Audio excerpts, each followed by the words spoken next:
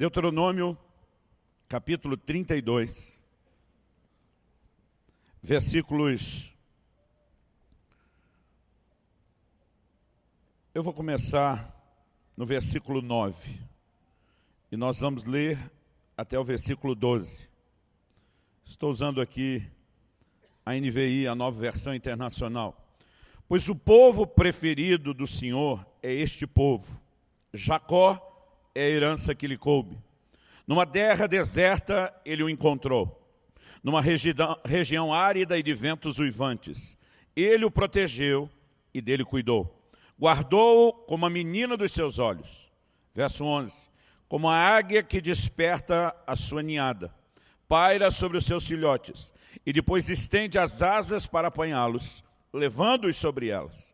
O Senhor sozinho o levou. Nenhum Deus estrangeiro o ajudou. Nessa declaração e nessa analogia, Deus fala de como encontrou a nação de Israel, uma referência ao tempo em que eles viviam no Egito.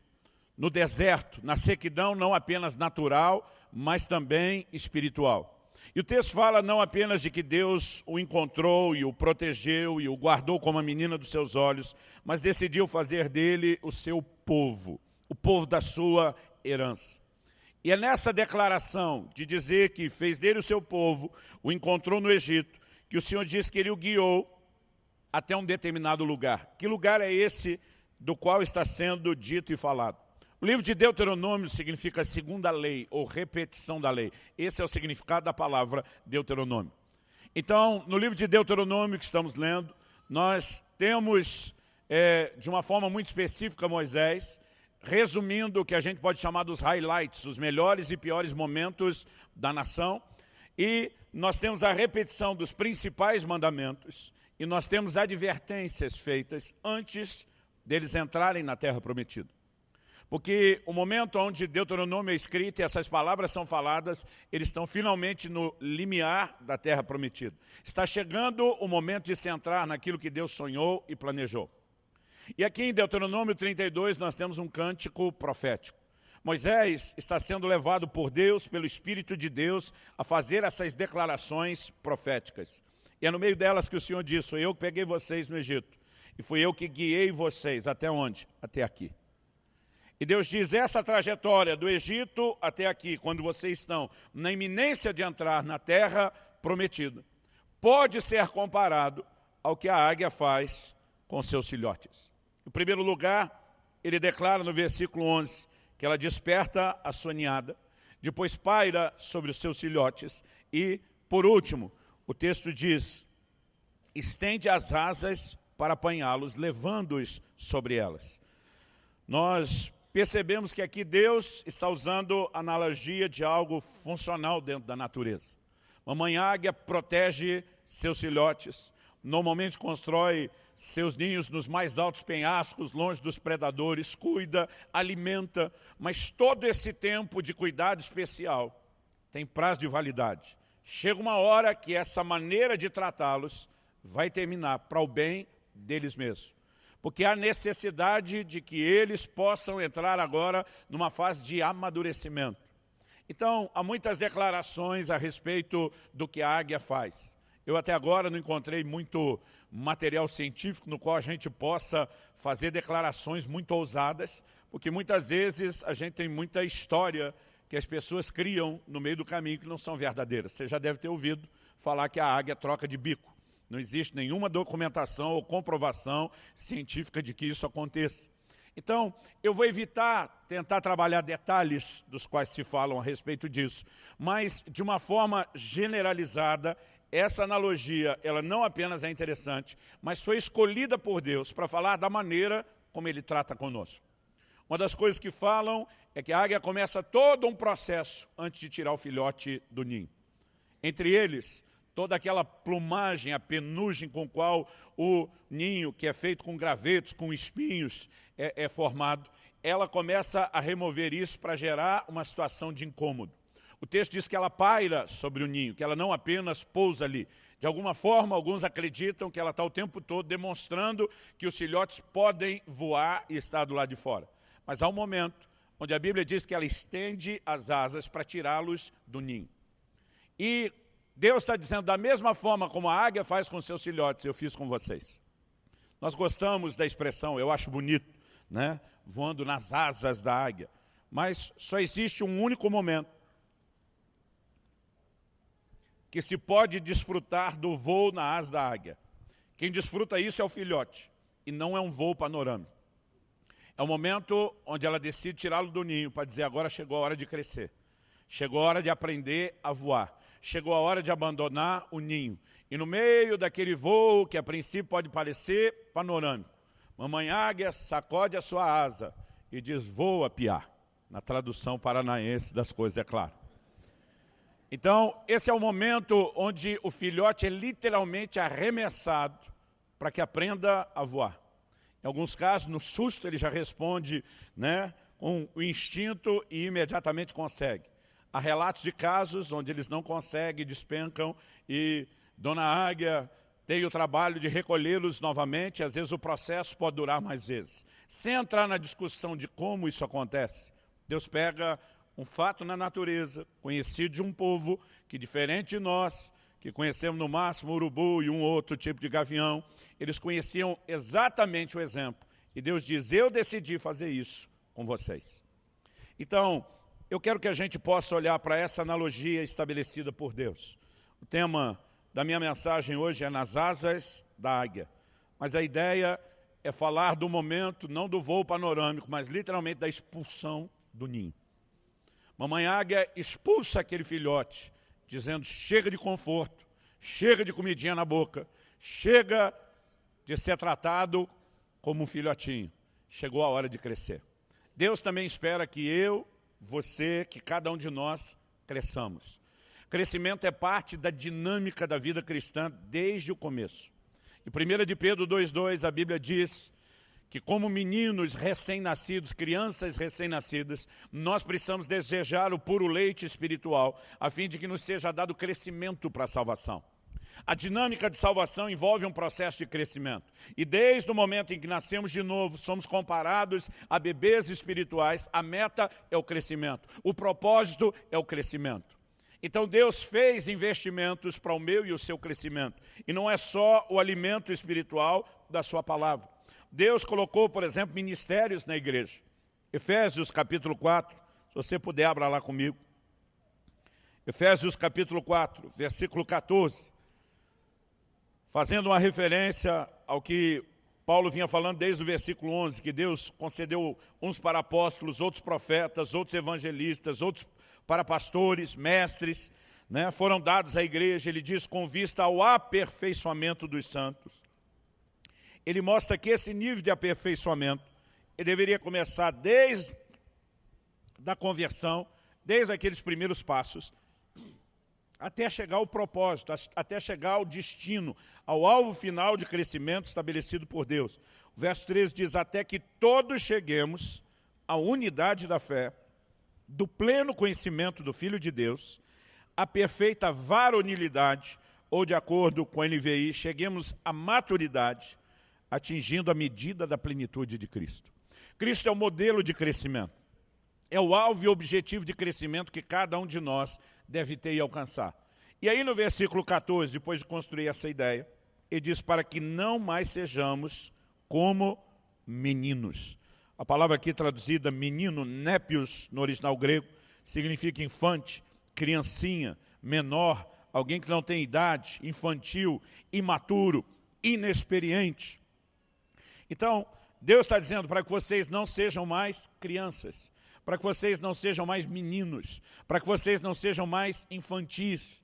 Então, Deus não apenas proveu um processo de crescimento, não apenas nos deu alimento, Ele colocou ferramentas no corpo de Cristo, e o propósito dos ministérios é instigar, provocar e promover o crescimento. Para quê? Para que a gente não seja mais como menino.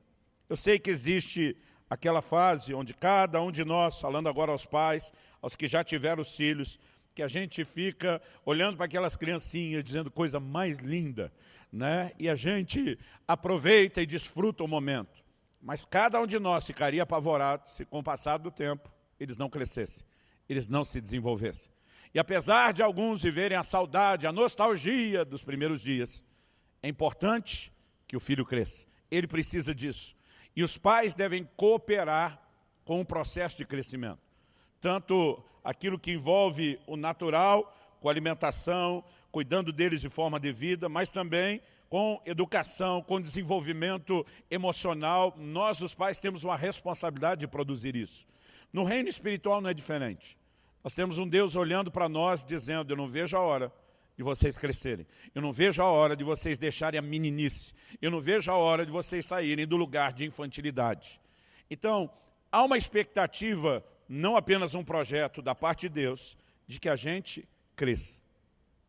E maturidade vai se evidenciando na mudança, não apenas do tratamento do pai com o filho, mas do próprio comportamento do filho. Tem coisas que o pai deixa de fazer para que o filho cresça. Tem coisas que, porque o filho cresceu, o pai deixa de fazer. Seria ridículo um garoto de 18 anos gritando no banheiro, mãe, vem me limpar. Então, algumas coisas que a gente deixa de fazer porque eles cresceram. Há outras que a gente para de fazer para que eles cresçam. Forçar, tirar a fralda, por exemplo, é um deles. Trabalhar o momento onde a criança vai desmamar é outro deles. E nós precisamos entender que dentro dessas analogias, Deus tem figuras de aplicação a respeito do que Ele quer para as nossas vidas. Deus quer que você cresça. Por favor, diga amém. Mas crescimento, principalmente falando do espiritual, ele não vem só com o tempo. A gente sabe que crescimento não vem sem tempo. Porque a palavra de Deus mostra que o tempo é necessário. Paulo escreve a Timóteo e diz, olha, não estabeleça numa posição ministerial alguém que é neófito. A palavra neófito significa novo na fé. Então ele está dizendo, o novo convertido, o novo na fé, já não pode ser empossado num lugar de autoridade, porque obviamente não teve tempo para crescer. Jesus disse que o reino de Deus é semelhante a um homem que plantou uma semente. A Bíblia diz que ela brota sem ele saber como, mas tem um processo. Primeiro a erva, está lá em Marcos 4, de 26 a 29. Primeiro a erva, a Bíblia diz, depois a espiga, depois o grão cheio na espiga, mas só quando tiver maduro é que se mete a foice. Você não planta a semente num dia para colher no outro. Porque do momento do plantio até a hora da maturação, para que se possa colher, existe a necessidade de tempo. Então, tanto no natural como no espiritual, nós sabemos que o crescimento não vem sem tempo. Mas a pergunta é, só o tempo garante o crescimento? Eu quero te dizer também não. Hebreus capítulo 5, versículo 12, nos diz, quando vocês já deveriam ser mestres em razão do tempo decorrido, vocês têm necessidade de que de novo se vos ensine os princípios elementares do reino de Deus. Ele está dizendo, pelo tempo que passou, pelo tanto de tempo que vocês têm aí de vida cristã, de janela de vida cristã, vocês já deveriam estar ensinando, mas tem que aprender de novo o beabá da fé. Significa que aquele tempo foi perdido. Eles não só não cresceram, não avançaram para a mudança de comportamento, em vez de só aprender a ensinar, como nem aprender estavam aprendendo. Então, para vivermos maturidade, não adianta apenas esperar o tempo passar. Juntamente com o tempo, e a razão pela qual o tempo é importante, é porque ele pode proporcionar processos de crescimento. E nós precisamos entender a importância dos processos. Nossos filhos precisam ser submetidos a processos. Responsabilidades têm que ser confiadas a ele. Há momentos onde alguns aspectos da zona de conforto têm que ser intencionalmente removidos. E os processos vão auxiliar no crescimento. Deus também tem processos. E normalmente ele vai usar circunstâncias à nossa volta. Tiago capítulo 1, a partir do versículo 2, diz, meus irmãos, tende por motivo de grande alegria. Eu acho que se ele falar só de alegria, já era um desafio. Mas a Bíblia ainda diz, para ter por motivo de grande alegria, o passardes por várias provações. Verso 3 diz, sabendo que a provação da vossa fé, uma vez confirmada, produz perseverança. Ora, a perseverança deve ter ação completa, para que sejais perfeitos e íntegros. Essa palavra traduzida perfeitos, no grego teleios, significa levado ao seu fim, finalizado, completo. E esse é o processo que Deus quer realizar na vida de cada um de nós. Mas ele também diz íntegros, né? Ele está dizendo inteiro. O desenvolvimento precisa acontecer na vida de todos nós. E para que isso aconteça, Deus decidiu usar circunstâncias que muitas vezes vão nos tirar da zona de conforto. muitas vezes são verdadeiros processos aos quais nós somos submetidos e eles se chamam provações. As pessoas, de alguma forma, querem acreditar que existe uma vida cristã onde a gente não vai experimentar prova. Eu quero dizer, isso não é verdade. Por outro lado, alguns parecem acreditar que a gente só vai viver de prova sem intervenção e vitória da parte de Deus. Isso também não é verdade. Mas andar em vitória não significa não passar por lutas, significa vencer as lutas. E alguns tentam criar um conceito de vitória, de um triunfalismo, onde eu nunca vou ter nenhum problema, nenhuma situação difícil, nenhum desconforto. Eu quero te dizer, isso não é verdade. Jesus garantiu que no mundo a gente lidaria com aflições. Ele nos ensinou, ele nos preparou para isso no seu ensino, de que nós teríamos que lidar com circunstâncias difíceis.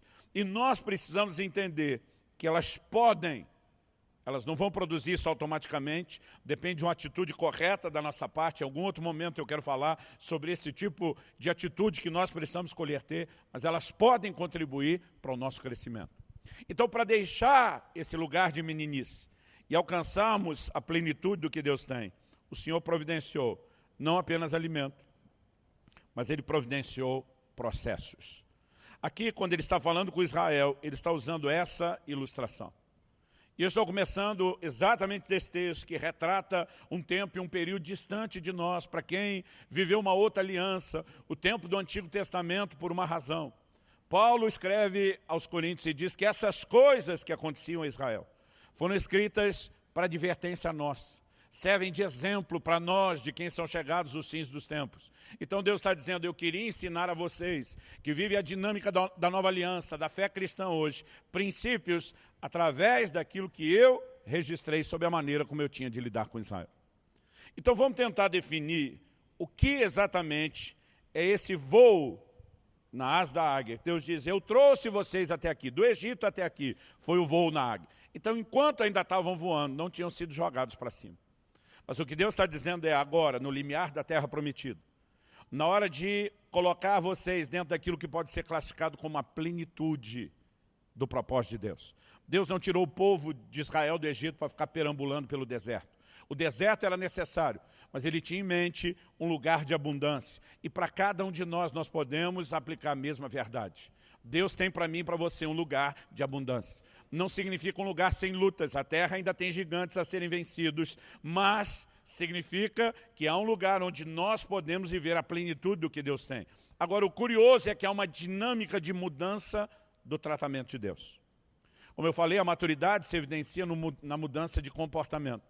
Paulo diz em 1 Coríntios 13:11, quando eu era menino, falava com menino, agia com menino, pensava com menino, mas logo que cheguei a ser homem, deixei as coisas de menino.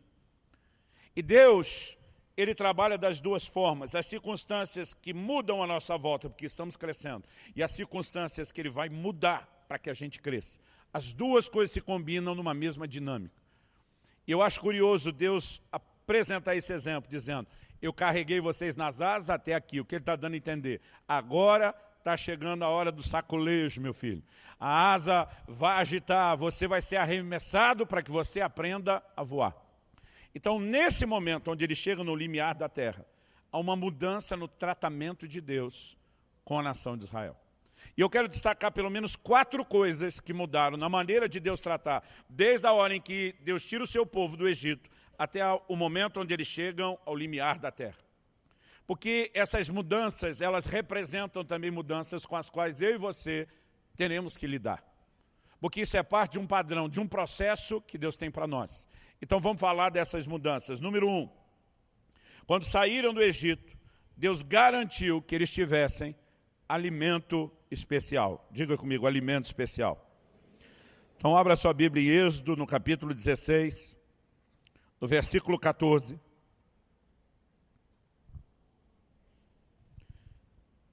Que diz assim, quando se evaporou o orvalho que caíra na superfície do deserto, restava uma coisa fina e semelhante a escamas, fina como a geada sobre a terra. Vendo aos filhos de Israel, disseram uns aos outros, que é isso? Pois não sabiam o que era. Disse-lhes Moisés, isso é o pão que o Senhor vos dá para vosso alimento. Quando eles fazem a pergunta, o que é isso, no original, essa não é a melhor pronúncia, mas algo parecido com manhu, que é a pergunta do que é isso. Foi essa indagação de todo mundo, que é isso? Que é isso que desceu o orvalho? Que é isso que parece uma geada fina? Moisés está explicando, é o pão do céu. É daí que saiu a expressão maná. Da pergunta manhu, o que é isso? Eles deram o nome. Então, basicamente, o nome do pão era o que é isso? Fico imaginando, né, a gente chegando na padaria e dizendo, o que você quer? Que é isso, meu irmão? Né? Mas eles passaram a receber um alimento especial. Todo dia eles estão no deserto, eles estão em movimento. Não é o lugar de plantar e colher, não é o lugar onde tem comida provisionada. Mas toda manhã, de domingo a sexta, a exceção era o sábado, toda manhã o maná vinha com provisão do céu. Na sexta-feira, porque sábado era o dia de descanso, eles deveriam colher porção dobrada. Era o único dia que se colhesse mais do que a porção diária, ele não estragava. E Deus disse, vocês têm a cota, não adianta pegar mais que estraga. Parece que nós já temos base bíblica para dieta, para regular a quantidade de comida. Mas eles tinham um alimento especial. Gente, isso aconteceu durante muito tempo. Se você olhar, por exemplo, o versículo 31. Deu-lhe a casa de Israel o nome de Maná. Ele era como semente de coentro, branco e de sabor como bolos de mel. Versículo 35. E comeram os filhos de Israel maná 40 anos. Até que, diga comigo, até que. O texto diz, até que entraram em terra habitada, comeram maná, até que chegaram aos limites da terra de Canaã. Alimento especial por 40 anos, mas quando chega no limite, no limiar, acabou o alimento especial. Daqui para frente Deus está dizendo, mudou a maneira como eu vou tratar vocês. E Josué nos fala, no livro de Josué, no capítulo 5, no versículo 12, no dia imediato, depois que comeram do produto da terra de Canaã, cessou o maná. E não o tiveram mais os filhos de Israel. Mas naquele ano comeram das novidades da terra de Canaã. A razão pela qual o maná cessou é porque Deus diz, agora eu tenho um outro tipo de alimento. Mas a maneira de tratar vocês muda exatamente no limiar da terra. Nós precisamos entender essa dinâmica. Deus está dizendo, até agora eu tratei vocês como criança, eu cuidei de tudo. Vocês não plantaram e não colheram. A partir do momento que vocês entram na terra, quem é responsável por prover o alimento são vocês mesmos. Alguma coisa aí está pronta, mas vocês vão começar a plantar e colher. E a Bíblia diz, naquele ano, eles comeram do produto da terra. Mas o texto diz que no dia imediato, o maná cessou. Isso não foi acidente. Isso foi algo planejado. Deus está dizendo, essa dinâmica de tratamento vem até aqui. Nós, os pais, precisamos também entender a maneira de lidar com os filhos. Quando são crianças, são amamentados. Quando deixam de estar no peito, são amamentados com a mamadeira. Mamãe dá comidinha na boca. Mas à medida que vão crescendo, se os pais continuarem tratando assim, nós vamos estragar essas crianças. Há uma dinâmica, e no reino espiritual, essa dinâmica de crescimento, essa mudança de comportamento também acontece. Agora, gente, a maioria de nós vai passar por uma transição que, se nós não entendemos, ela vai gerar em nós crise e um senso de rejeição ou de abandono. Muitas vezes o camarada se converte e a Bíblia está atraente. Ele abre a Bíblia para ler e Deus fala tudo. Ele não tem esforço nenhum, ele não precisa cavar fundo, ele não tem que estudar. Ele abre, Deus falou o coração, aleluia, muito bom. Mas chega uma hora que parece que a comidinha cessou. Todos nós vamos experimentar isso na prática. Tem um momento onde a Bíblia parece não é mais a mesma. Tem um momento onde as coisas parecem que já não vêm tão fáceis ao coração. Onde aquele nosso questionamento, nosso anseio por resposta já não se manifesta de uma maneira tão rápida o seu retorno, a intervenção de Deus. A maneira como nós éramos alimentados. Alguns de nós nos lembramos dos dias do primeiro amor. Meu Deus, eu ia no culto, eu saía fortalecido, abastecido. Eu não sei o que acontece, que hoje eu saio pior do que eu entrei. Todo mundo, de um momento ou outro, vai passar por esse tipo de crise. E eu quero te dizer, se você sente que o alimento especial cessou, isso é uma boa notícia. Deus está provocando em você uma dinâmica de amadurecimento, uma dinâmica de crescimento. Porque comida na boca, comida no bico do filhote de águia no ninho, ele pertence a uma fase. E Deus nos tratará assim por um tempo, mas Ele está dizendo, eu estava carregando você na asa da águia enquanto tinha alimento especial. Chegou no limiar da terra, voa, piá, voa menina. É hora de aprender a preparar e buscar o seu próprio alimento.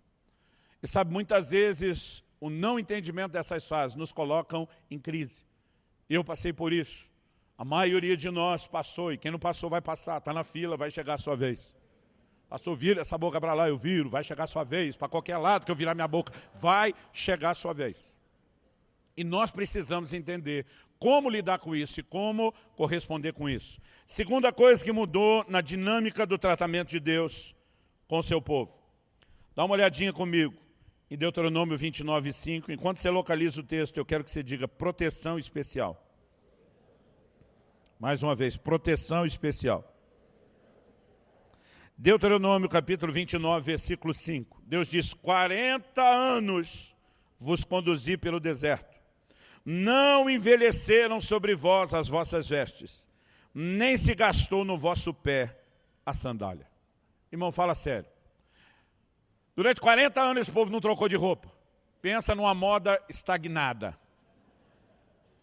Roupas não envelheceram, as sandálias não se gastaram.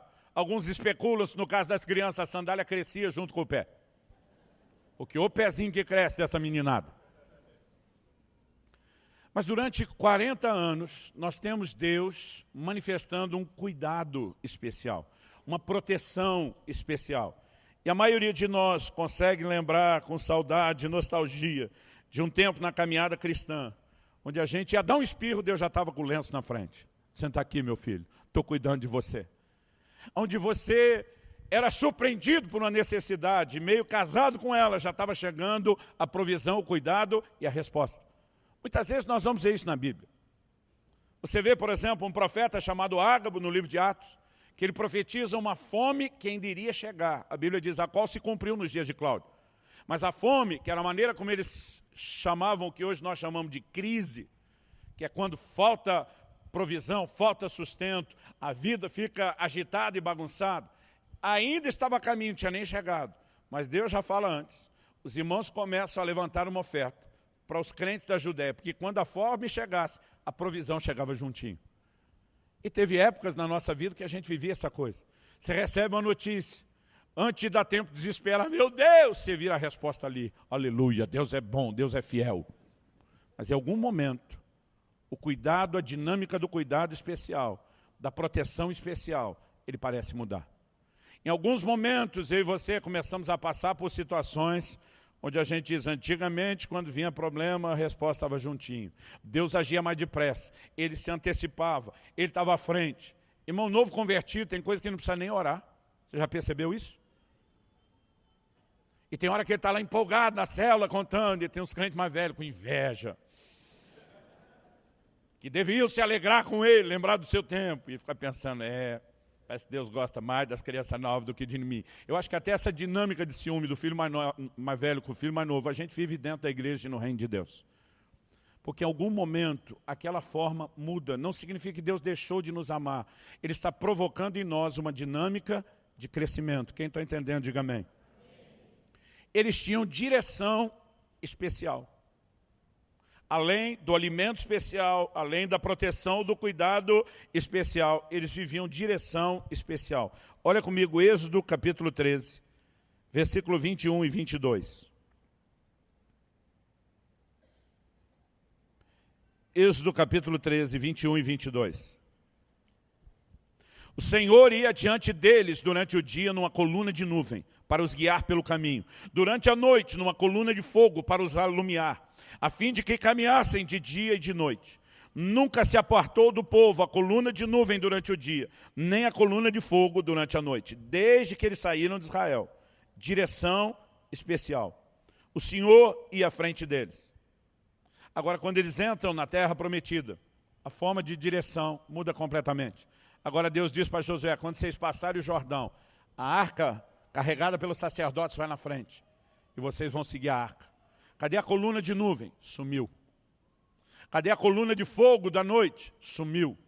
Coluna de nuvem não apenas os guiava durante o dia, alguns acreditam que provia sombra no acampamento. A coluna de fogo à noite não apenas os guiava, alguns acreditam que os aquecia, porque no deserto esfria muito à noite.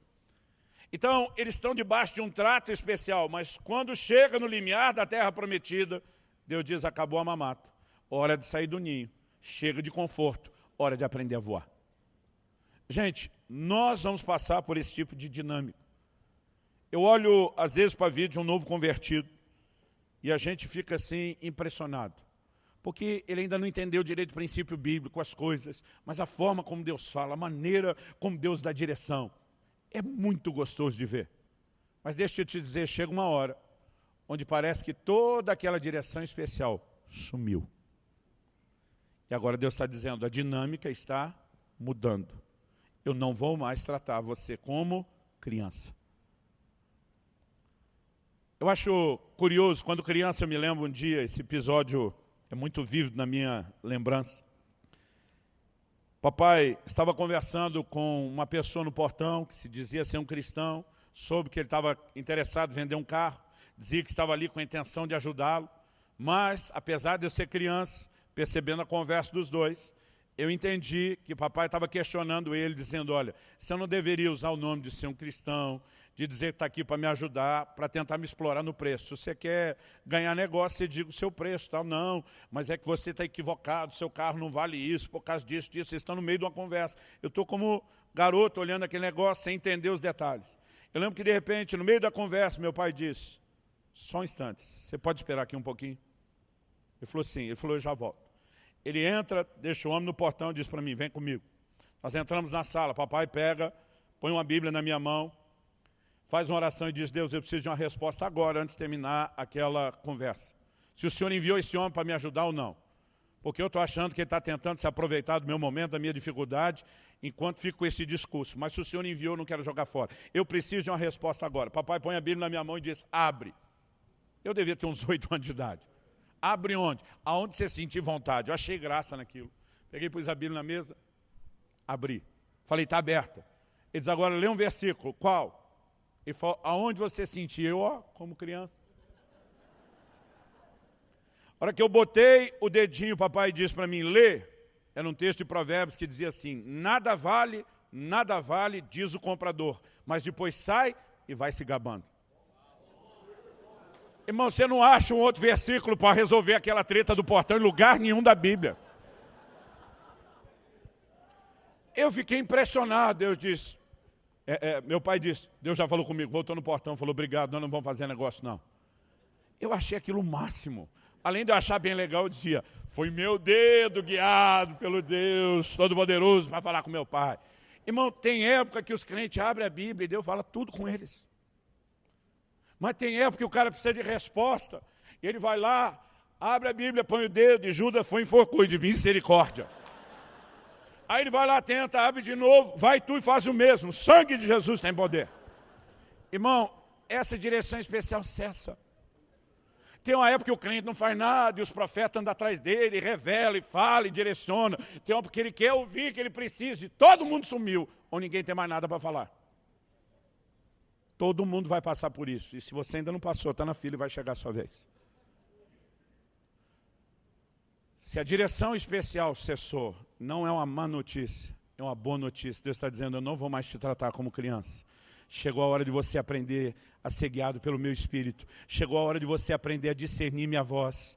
Chegou a hora de você aprender a desenvolver um outro tipo de relacionamento agora. Quando ele começa a arrancar a penugem do ninho antes de tirar a gente, ele já vai dando antes sinais de desconforto antes desse voo. Mas em algum momento o negócio vai ficar pior. Embora o sentimento possa aparecer, pelo menos é a nossa interpretação de abandono, não é isso que Deus está fazendo conosco. Ele quer nos levar ao crescimento. Por favor, diga amém. Quarta e última coisa. Ausência de guerras. Quando, alguns domingos atrás, preguei aqui a respeito dos gigantes dos quais não nos falaram, eu citei um texto de Êxodo, capítulo 13, versículos 17 e 18, que diz, tendo Faraó deixado ir o povo, Deus não levou pelo caminho da terra dos filisteus, posto que mais perto, pois disse, para que porventura o povo não se arrependa vendo a guerra, e torne ao Egito. Porém Deus fez o povo rodear pelo caminho do deserto, perto do Mar Vermelho. E arregimentados subiram os filhos de Israel do Egito. Quando eles saem, primeira coisa que Deus determina, ausência de guerras.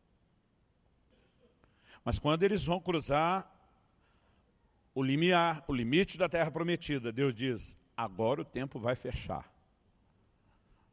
Agora as guerras vão começar. Há um lugar no início da caminhada onde Deus nos protege de determinados conflitos para os quais nós não estamos prontos e preparados. Mas há um momento onde Deus vai fazer questão que eu e você sejamos expostos a determinados tipos de conflitos. Porque agora chegou a hora de crescer e eles têm o poder de nos fazer crescer. Quem está entendendo, diga amém. Irmão novo convertido não enxergava problema na igreja. A treta podia estar rolando na frente dele, parece que Deus cega. Deus muda o caminho dele. Ele vai passar perto de dois que gostam de falar mal dos outros. Eu dizia para cá, meu filho, você não pode desanimar com essas coisas. E ele vai sendo poupado. Mas chega uma hora que ele vai ter o choque com a realidade. Os conflitos e as guerras estão lá. Qual é o propósito de Deus com isso? Desanimá-lo? Não. Desde o início ele o poupou para não desanimá-lo. Mas agora Deus quer nos fazer crescer. Paulo escreve aos Coríntios e diz, importa que entre vós haja facções, para que os aprovados se manifestem. É nesse ambiente que os maduros vão aparecendo, que aqueles que sinalizam estão crescendo, vão sendo vistos e enxergados. E Deus não vai nos poupar o tempo todo de conflitos, nem os conflitos de relacionamento, e nem a batalha espiritual. Eles foram poupados de uma guerra natural. Mas Paulo escreve aos Efésios e diz, a nossa luta não é contra a carne e o sangue. Por que ele está dizendo isso? Porque o povo de Deus do Velho Testamento lutava contra a carne e o sangue. Ele diz, nossa luta é outra. Ele diz, nossa luta é contra principados, potestades. Então agora nós vamos enfrentar um nível de oposição no reino espiritual que antes nós não enfrentávamos. Ou, pelo menos, não nos dávamos conta de que esse nível de batalha acontecia. Agora, por que a dinâmica está mudando? Não é porque Deus deixou de amar ou de cuidar. Significa que a mudança está acontecendo porque Ele precisa nos levar a um lugar de maturidade. Deus não quer que a sua espada fique guardada na bainha para sempre. Ele espera que você tenha um mínimo de estrutura, até que entenda a importância de lutar, e saiba como lutar, e aprenda como nele vencer. Mas nenhum de nós vai ser poupado das guerras, das lutas, dos conflitos o tempo todo. Chega um momento onde o Senhor diz, liberou geral, deixa o pau comer. E eu e você precisamos entender que há um único propósito nisso, nos promover ao lugar de crescimento. Agora, nessa fase do desconforto, onde Ele nos tira do ninho, onde Ele para de dar o que a gente achava ser o tratamento VIP especial, Ele não deixou de nos amar, mas sabe qual é o sentimento? O sentimento da maioria de nós, o pensamento, o sentimento, que normalmente nos trai, é um senso de abandono, de rejeição. É quase como se a gente falasse, não verbalmente, porque a maioria de nós tem coragem de dizer, Deus, você não é mais o mesmo. Seu amor, seu cuidado, a revelação do Senhor não é mais o mesmo. E na verdade, se a gente conseguisse ouvir, Deus ia dizer, claro que não é o mesmo. Enquanto você estava no ninho, era uma forma de tratar. Agora que chegou a hora de você aprender a voar, é outra. Mas eu e você precisamos entender a declaração de Deus lá em Hebreus capítulo 13, versículo 5. Eu gosto demais desse versículo. Ele tem sido para mim um sustento em horas muito difíceis. O Senhor diz, porque Ele tem dito, de maneira alguma te deixarei, nunca jamais te abandonarei. Agora, sabe quando essa declaração é citada? Seja a vossa vida sem avareza, contentai-vos com as coisas que tendes. Gente que estava passando por privação ou pela falta de conseguir tudo o que queria. Ele diz, porque Ele tem dito. Em outras palavras, não leia a sua vida a partir das circunstâncias que você enfrenta. Leia a partir das promessas que Ele fez, do Deus que não pode mentir. Eu nunca te deixarei, eu nunca vou te abandonar. Não são as circunstâncias que determinam para nós a verdade se Deus está conosco ou não. É aquilo que Ele falou, é aquilo que Ele prometeu. Então nós precisamos ser guiados pela palavra de Deus, pela promessa de Deus, e não por um sentimento, que é uma verdadeira armadilha, que nos leva a essa interpretação equivocada de que Deus já não é mais o mesmo conosco. A gente precisa entender que isso também é parte do amor de Deus e dos processos que Ele usa. Então talvez você já passou essa fase, talvez você esteja vivendo ela nesse exato momento, talvez ela esteja por chegar e você esteja sendo preparado para ela. Mas Deus quer que a gente entenda que há uma mudança nessa dinâmica. Não porque Ele deixou de nos amar, pelo contrário. Ele nos ama tanto a ponto de dizer, eu quero que vocês cresçam. Irmão, a Bíblia diz que quando José estava na casa de Potifar e tudo está dando certo, está tudo prosperando, a Bíblia diz, e o Senhor era com José. Mas daqui a pouco a mulher do Potifar dá em cima dele, e ele, para ser fiel ao Deus que estava com ele, diz, não, ela inventa uma história, esse cara vai parar na cadeia por algo que ele não fez. É um momento onde parece que o sonho acabou. Agora a Bíblia diz que José está na cadeia, a Bíblia diz, e o Senhor era com José. Porque a presença de Deus ao meu e ao seu lado não é lida apenas por circunstâncias boas ou ruins. Ele estava na casa de Potifar e acredito que aquilo era parte de um treinamento. Porque José teria lá na frente que administrar dois aspectos muito distintos do que estava por vir. Ele tinha que aprender a administrar abundância e ele tinha que aprender a administrar escassez. Então Deus dá um bom treino de abundância. Agora Ele diz, vou te colocar no lugar da escassez. Ainda é um treino, ainda é uma preparação, ainda tem um propósito. Agora, se você perguntasse por José, voltasse na máquina do tempo e chegasse lá, e aí José, naquele momento que você estava preso, você sentiu que Deus estava com você? Duvido que ele falaria outra coisa a não ser, senti não. Parece que Deus tinha vazado, sumido do mapa, desaparecido. Porque quando a gente está prosperando em tudo, é fácil sentir Deus está conosco. Mas na hora do aperto, na hora da necessidade, não é tão fácil ou tão simples. Agora o problema não é a gente lidar com rejeição no nível humano. Isso já é difícil, mas ainda é mais fácil do que o que eu vou dizer. Paulo diz, na minha primeira defesa, ninguém esteve ao meu lado, ninguém compareceu, todos me abandonaram. E diz, mas o Senhor esteve ao meu lado e me fortaleceu. Então quando você olha e diz, a galera mancou, mas Deus está do lado, ótimo. Davi diz, ainda que meu pai e minha mãe me desamparem, são os últimos a desistir de alguém. E diz, o Senhor me acolherá. É fácil lidar com a rejeição humana, quando você sabe pode contar com Deus. Mas quando você tem a sensação que Deus vazou embora, para onde é que você corre? Se as pessoas te abandonaram, você corre para Deus. Se Deus te abandonou, você corre para onde? E esse sentimento ele pode ser avassalador, destruidor. E é por isso que Deus fica lembrando, eu nunca vou te deixar. Eu nunca vou te abandonar. Eu estou convosco todos os dias. Faça chuva, faça sol, dia de eclipse, todos os dias. Não interprete a minha presença ou não ao seu lado, por aquilo que você está olhando nas circunstâncias, mas pelo meu compromisso de não te abandonar. Agora, você quer aprender a ler a circunstância, meu filho? Elas estão te mandando uma mensagem, chegou a hora de crescer. A dinâmica do tratamento mudou, única e simplesmente por isso. Quem está entendendo, diga amém. Vamos ficar em pé para parecer que está acabando.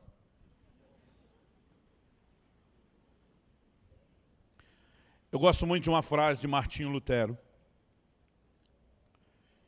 que diz, não sei por quais caminhos Deus me conduz, mas conheço bem o meu guia. Nós podemos não saber o caminho pelo qual Ele vai nos conduzir, mas o que pode nos levar a descansar é que a gente conhece o guia. O caminho está estranho, é verdade, eu não conheço, não sei porque ele pegou, mas eu conheço o guia, ele é confiável. Ele é digno de toda a confiança. O que eu e você não podemos perder é a capacidade de confiar nele.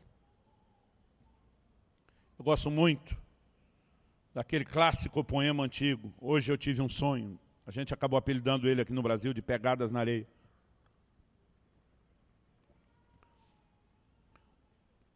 Uma missionária canadense, se não me engano, Margaret Powers, o nome dela, escreveu isso. E ela relata um suposto sonho. Alguns dizem que é ficção, outros dizem que é verdadeiro. Onde ela andava pela areia da praia. E à medida que andava pela areia da praia, ela percebia o que ficava para trás, um rastro das suas pegadas. Mas no sonho que ela narra, ela percebe que enquanto caminhava, ela não via só um par de pegadas, ela via 2 pares de pegada. E ela entende que, apesar de não ver ninguém ao seu lado, o outro par de pegadas era o rastro do Deus que estava ao seu lado, que a acompanhava, que a assistia. Mas ela questiona por que nos momentos mais difíceis da sua vida, quando ela olhava para trás, ela via só um par de pegadas. O que levava a fazer a pergunta do título do livro do Bivi: Deus, cadê você? Aonde o Senhor estava nos momentos de maior dificuldade? E o Senhor gentilmente respondia para ela: minha filha, o par de pegada que sumiu na hora difícil não foi o meu, foi o seu. Eu estava carregando você no colo. As circunstâncias sempre nos levarão a acreditar que parece que Deus saiu de cena. Eu creio que haverá um dia onde nós vamos enxergar outra ótica. O par de pegadas que sumiu não foi necessariamente o dele. Mas de alguma forma, esse Deus que não vai embora, esse Deus que não nos abandona, Ele quer que a gente tenha que lidar com o sentimento de que as coisas mudaram. E sabe, muitas vezes não é fácil para o filho, mas também não é fácil para os pais. Eu estava conversando com a Kelly esses dias, falei: interessante. Nossos filhos pagaram um alto preço de renúncia para tanta coisa, para ver a gente implantando, estabelecendo o reino de Deus. Agora que nós estamos numa fase, poderia honrá-los muito. A gente não pode fazer isso por bem deles. Porque agora chegou a hora deles aprender a crescer, a se virar, e a gente não pode fazer tudo. E a gente não pode dar de tudo. A gente estava falando do nosso conflito. Mas o pai que ama, ele não pode pensar apenas no que ele queria fazer, do que ele pode se orgulhar de ter feito. Ele tem que saber discernir aquilo que é melhor para o filho, para o seu próprio crescimento. Essa é a maneira como Deus olha para cada um de nós. Ao que eu e você não podemos perder de vista, Ele jamais vai nos abandonar, não importa o que a circunstância diga. Mas a dinâmica do trato dele conosco muda. Porque Ele não quer que eu e você sejamos crianças para sempre. Ele quer que a gente deixe a meninice. Ele quer que a gente deixe o ninho. Ele quer que a gente aprenda a voar.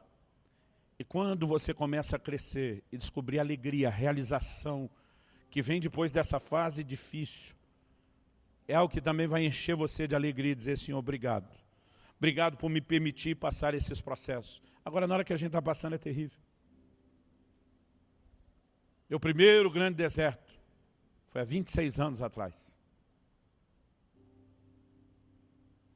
O pastor Francisco está aqui, gastava horas me ouvindo reclamar, resmungar, murmurar, questionar.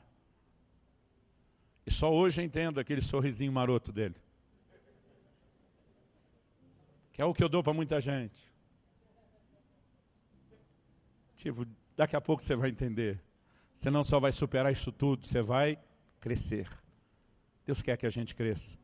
Mas se nós não percebemos toda a sinalização que Ele deixou de como Ele nos trata, o diabo vai nos convencer que a gente está vivendo abandono, que as coisas já não são tão boas como antes, que nós não estamos no melhor lugar. E quando isso acontece, o desânimo se instala, a gente pode abortar e interromper o próprio processo de crescimento. O que Deus também não quer. Porque não faz sentido Ele tirar você do ninho, para você fora continuar se comportando como filhote também. Nós precisamos corresponder com Deus. É algo precioso crescer, é algo valioso crescer. A gente vive uma cultura, talvez regida por tamanha vaidade, onde a maioria de nós quer negar o processo de amadurecimento. Os homens querem se comportar como garoto, pintar cabelo para esconder a idade, que antigamente era coisa só de mulher, hoje é dos homens, inclusive a barba. A Bíblia diz: digno de honra são as cãs. Quando alguém começava a ter o cabelinho começando a branquear, a turma olhava e dizia: esse merece honra. Sempre foi sinal de respeito. Mas por causa de uma cultura de vaidade, tudo que sinaliza crescimento, a gente passa a abominar isso. E essa mentalidade de querer ser garotão, agora tinha o tempo todo, nós transferimos inconscientemente para a vida espiritual e para a relação com Deus. A gente não quer crescer, a gente não quer amadurecer. Mas Deus continua querendo que você cresça e amadureça. E nós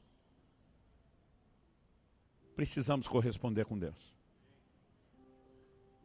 Pastor, o senhor está dizendo que eu pequei de pintar meu cabelo, minha barba? Não, criatura. o design é todo seu. Só não aborreça o amadurecimento, porque é isso que vem entrando aos poucos na influência. Ok? Vamos separar as coisas. Pai, nós clamamos graça e favor nessa manhã, para entender a dinâmica do teu trato, a mudança da dinâmica de tratamento, quando o Senhor está nos empurrando ao lugar do amadurecimento. A beleza de se voar nas asas da águia, não como voo panorâmico, mas como aquilo que antecede o momento onde seremos aparentemente abandonados, onde seremos aparentemente entregues a nós mesmos. Quando na verdade o Senhor nunca deixará de estar perto ou do lado. Mas Senhor, nós queremos corresponder contigo. Quando o alimento especial cessa, nós queremos buscá-lo e descobrir a alegria de produzi-lo. Quando a proteção ou cuidado especial cessa, nós queremos entender que o Senhor tratará conosco de uma outra forma, mas não nos abandonou. Quando a direção especial cessa, nós queremos amadurecer e aprender a seguir um novo formato. E quando o tempo de paz ou de ausência de guerras ou conflitos chega ao fim, nós queremos entender que agora podemos viver a bênção de Jeová de Sabaote, o Senhor dos Exércitos, aquele que guerreará conosco as guerras, que nos fará andar em vitória, que nos fará dizer, como Davi, ele adestra as minhas mãos para a batalha. Nós sabemos que o Senhor não nos abandonou porque as guerras chegaram, mas que poderemos tê-lo conosco, lutando ao nosso lado. Pai, nós queremos viver o crescimento. Ajuda-nos a reagir de forma correta. Ajuda-nos a interpretar de forma correta o que o Senhor já sinalizou na Tua palavra.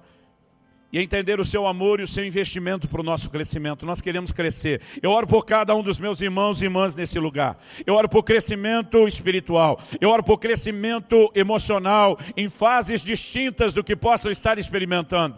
Eu oro por dias onde a gente se permita de fato colaborar, cooperar com o Senhor e viver os teus processos. Naquele formato, como diz Tiago, não desanimado, não chorando, mas tendo por motivo de grande alegria, até mesmo passarmos por provações. Porque a prova da nossa fé, ela vai produzir não apenas perseverança, determinação de continuarmos, mas vai nos levar a sermos inteiros, completos, não faltando em nada. É isso que queremos, é isso que o Senhor quer. Mas nessa manhã eu oro que onde houve a interpretação equivocada, onde mesmo o inimigo conseguiu plantar uma semente mentirosa, maligna de abandono de Deus, que isso caia por terra. Que haja nessa manhã consolo do Teu Espírito Santo. O testemunho de que o Senhor nunca deixou de estar ao lado. Não apenas a compreensão do Teu processo, mas a manifestação do Teu amor, do calor, do conforto da Tua presença. Nós oramos em nome do Senhor Jesus. Em nome do Senhor Jesus.